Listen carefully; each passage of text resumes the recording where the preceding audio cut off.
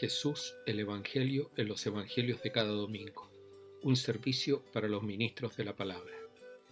En este 16º domingo del tiempo ordinario proclamamos el texto de Mateo capítulo 13, versículo 24 al 43. Solo leo la parábola de la cizaña. Jesús les propuso otra parábola. El reino de los cielos se parece a un hombre que sembró buena semilla en su campo. Pero mientras los hombres dormían, llegó su enemigo y sembró cizaña entre el trigo y se marchó. Luego, cuando creció la espiga y dio fruto, apareció también la cizaña. Se acercaron los siervos del dueño del campo y le preguntaron: «Señor, ¿acaso no mandaste sembrar buena semilla en tu campo? ¿Cómo es que ahora tiene cizaña?» Él les respondió: «Esto lo ha hecho algún enemigo». Los siervos le preguntaron: «¿Quieres que vayamos a arrancarla?» Él les dijo: no sea que al arrancar la cizaña arranquen también el trigo. Dejen que ambos crezcan juntos hasta la cosecha. Al tiempo de la cosecha le diré a los segadores que arranquen primero la cizaña y la aten en manojos para quemarla, y que luego almacenen el trigo en mi granero. Algunos elementos del contexto para poder entender mejor el texto.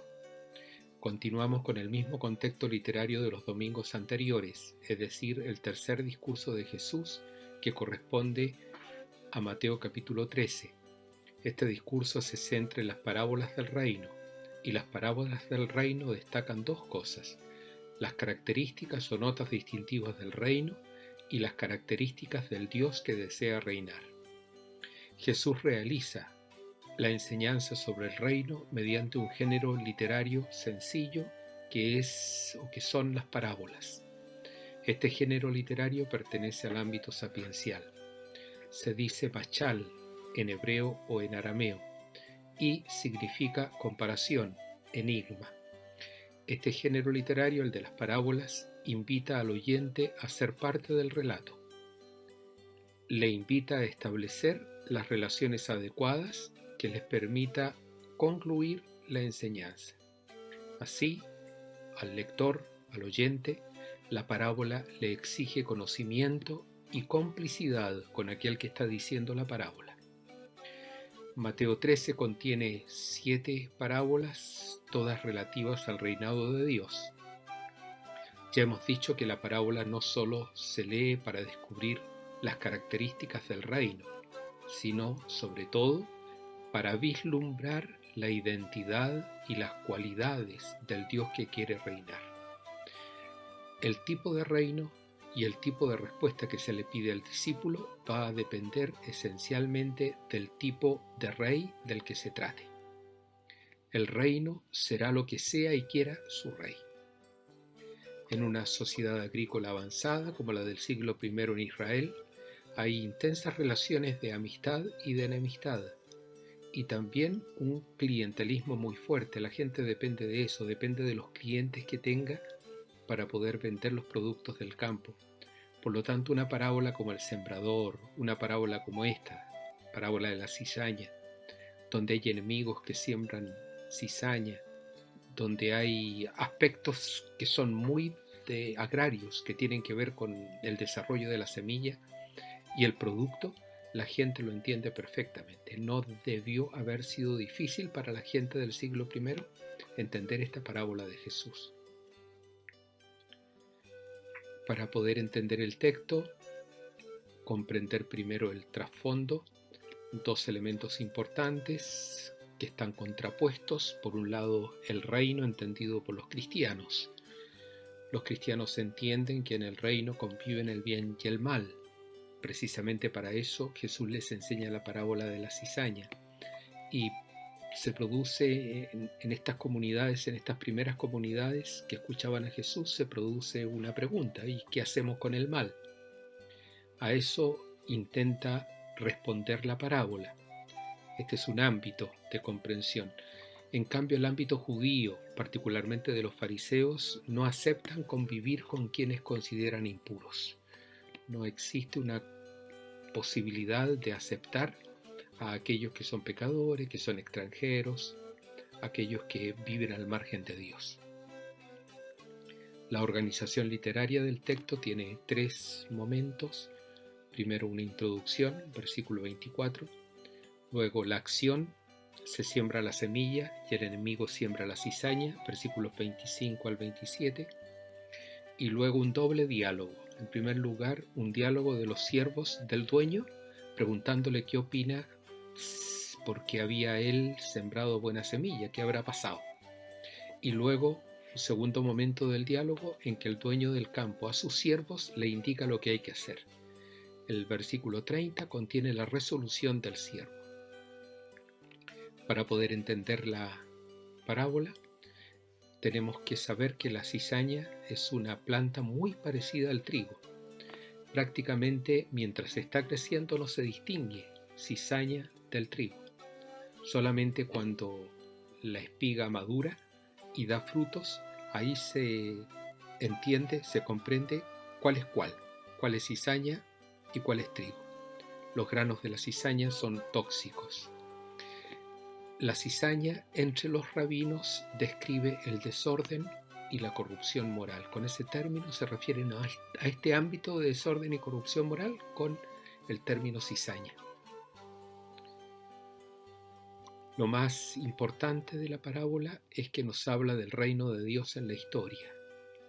Para poder entender las fases del reino no solo hay que tomar la parábola, sino también la explicación que se encuentra en el capítulo 13, versículo 36 al 43. El reino tiene 3 fases, 3 momentos. La fase inicial, su fase de desarrollo y la fase final. La fase inicial la origina Jesucristo. Con el anuncio del reino, con su misterio pascual, establece el reinado de Dios en la tierra. Dios comienza a reinar como Padre.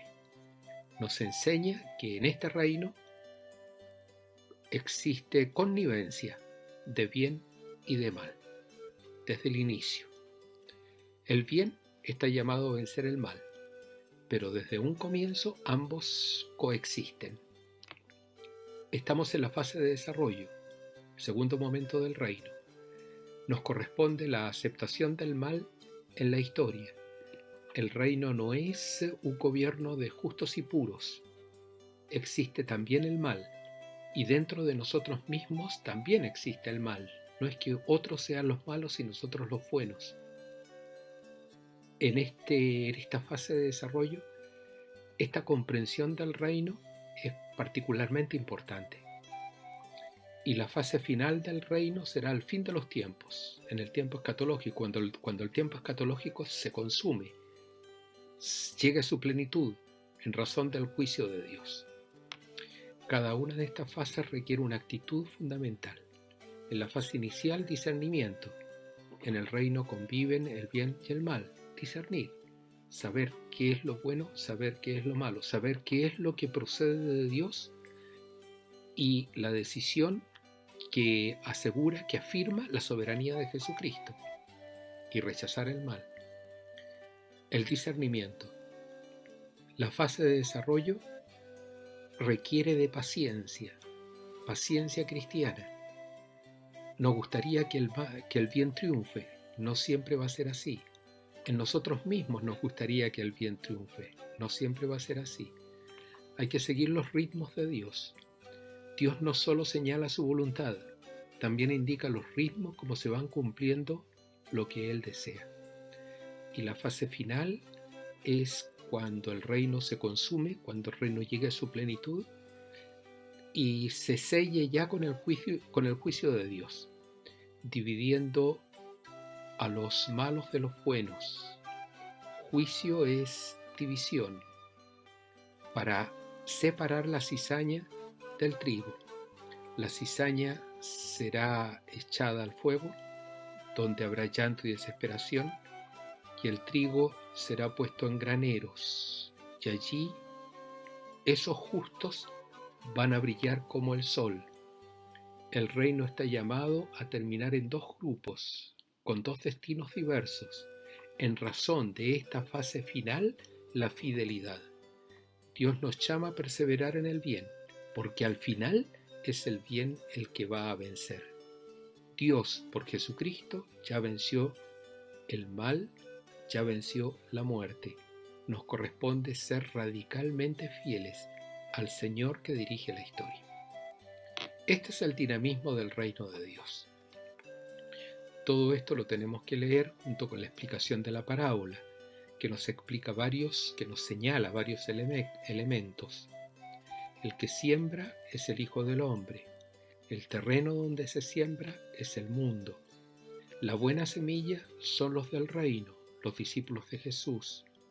La cizaña son los que pertenecen al maligno. Y el maligno, según San Juan, es el padre de la mentira, el que lleva al pecado, el que lleva a transgredir la voluntad de Dios. El enemigo, pues, es el maligno, el que siembra la cizaña. La cosecha será el fin de los tiempos. Cosecha es un término que pertenece al vocabulario apocalíptico. Y la cosecha definitiva se producirá cuando Dios realice su juicio. Los segadores son los ángeles del Hijo del Hombre. En la etapa de desarrollo no es fácil distinguir la cizaña del trigo, es decir, no siempre es fácil distinguir la maldad de la bondad. No siempre es fácil extirpar la maldad. Existen enemigos, para Mateo, los parientes, por ejemplo, el maligno, que siembran el mal para arrancarnos del reino. La distinción entre justos e injustos al fin de los tiempos va a depender de nosotros, si optamos por el mal, si optamos por el bien. Si en la fase de desarrollo del reino optamos por el señorío de Jesús o optamos por el señorío del maligno. En 5 aspectos podemos resumir el mensaje. El proceso del reino de Dios se visualiza en la parábola. El reino se inicia y construye en la tierra y alberga a la iglesia, donde conviven la gracia y el pecado, la bondad y los escándalos. El reino camina a su plenitud con el juicio de Dios al fin de los tiempos. El escándalo es una palabra griega que significa poner una prueba para sacar del camino. Eso significa escándalo. El escándalo proviene de los que obran la iniquidad, y estos y la maldad son parte de la historia. La iniquidad es lo contrario en Mateo a la justicia, y Mateo entiende por justicia unas opciones, una vida conducida según aquello que es justo para Dios. Todo lo que realiza la voluntad de Dios pertenece a la justicia. El escándalo enfría esta justicia, hacer la voluntad de Dios, seguir el camino de Dios. El escándalo enfría el amor, la fe, la esperanza. Esta parábola de la cizaña con su explicación es un grito muy potente, muy fuerte, para alejarnos del fariseísmo. No podemos pensar que nosotros somos los puros porque pertenecemos a la iglesia y al reino y los demás son los malos. La redención de Jesucristo nos libró del pecado, pero no de las tentaciones, en las que tenemos que reconocer varias veces nos hundimos. Se trata, la parábola de la cizaña, de una catequesis para tiempos de intensa presencia del mal. El mal nos acecha desde fuera, viene desde otros, de circunstancias, de elementos externos, pero también el mal nos acecha desde dentro. Son nuestros egoísmos, nuestros orgullos, nuestra forma de pensar de los demás. Frente a este tiempo de presencia del mal, 3 elementos fundamentales, elementos cristianos: el discernimiento, saber distinguir con claridad qué pertenece al bien, qué pertenece al mal, optar por el bien. Cuando se opta por el bien, se opta por el señorío de Jesús, que derrota al maligno, haciendo presente el reino del Padre. Paciencia, no cualquier paciencia, no aquella paciencia, me quedo tranquilo porque no puedo hacer nada. Es la paciencia cristiana. Y la paciencia cristiana asume que hay cosas que sí se pueden cambiar y que hay que hacerlo. Y hay cosas que hay que esperar y ya llegará el minuto para poderlo cambiar. Mientras tanto, el ofrecimiento de la vida para purificar la propia existencia y las de los demás. La fidelidad motivada por la segura victoria al fin de los tiempos, cuando Dios juzgue a unos y otros y separe la cizaña del trigo. Recordar aquel texto hermoso de Juan 16:33. En el mundo tendrán que sufrir, pero tengan confianza. Yo he vencido al mundo. En el corazón de cada uno de nosotros se juega la bondad y la maldad. Y así como la cizaña puede volverse trigo, así el trigo puede volverse cizaña. Dios de nuestra cizaña puede hacerlo trigo. Pero nosotros, con nuestra maldad, el trigo que existe en nosotros, lo podemos volver cizaña. Por eso también el discernimiento, la paciencia y la fidelidad. Terminamos orando. Muéstrate propicio con tus hijos, Padre, y multiplica sobre ellos los dones de tu gracia, para que, en sentidos de fe, esperanza y amor, perseveren fielmente en el cumplimiento de tu voluntad. Por nuestro Señor Jesucristo, tu Hijo, que vive y reina, y el Espíritu Santo, por los siglos de los siglos. Amén.